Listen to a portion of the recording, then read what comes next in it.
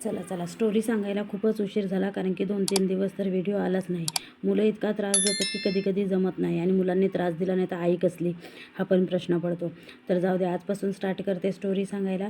आणि स्टोरीची स्टार्ट अशी करते की मला 27 एप्रिलला एक मुलगा बघायला आला होता. त्याचं नाव होतं विशाल, काहीतरी विशाल नाव होतं, सरनेम काय होतं मी विसरून गेली. त्याच्यानंतर त्यांना पण मी आवडली होती, पण त्यांनी खूपच मागण्या केल्या, त्यामुळे ते रिजेक्ट केलं आम्ही स्थळ. आणि मग 1 वर्षानंतर 27 एप्रिललाच हे मला बघायला आले होते. ह्यांचं पण नाव विशालच. आणि हे पहिल्यांदा यांची बहीण बघायला आली होती मला. आणि त्याच्यानंतर बहिणीने सांगितलं होतं अशी अशी मुलगी आहे, काहीतरी वर्णन सांगितलं असेल माझं. त्याच्यानंतर यांचे मम्मी पप्पा, यांची बहीण आणि हे बघायला आले होते.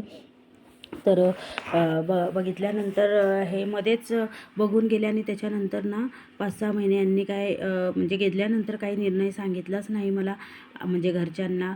तर सहसा असं समजायचे, जेव्हा निर्णय सांगत नाही तर असं समजून जायचं की मुलगी पसंत नसेल. तर आम्ही तसंच समजून गेलो होतो की मुलगी पसंत वगैरे नसेल, जाऊ दे कशाला विचारायचं, आपण दुसरं काहीतरी बघूया. 2-4 महिने उलटल्यानंतर अचानक हे एक साडी घेऊन आले होते मला, आणि म्हटले होते आवडली असेल तर ठेवा, आम्हाला तर पसंत आहे. पण माझ्या मम्मी पप्पांनी कुठलाच प्रश्न न करता बोलले होते आम्हाला पण एक्सेप्ट आहे म्हणून.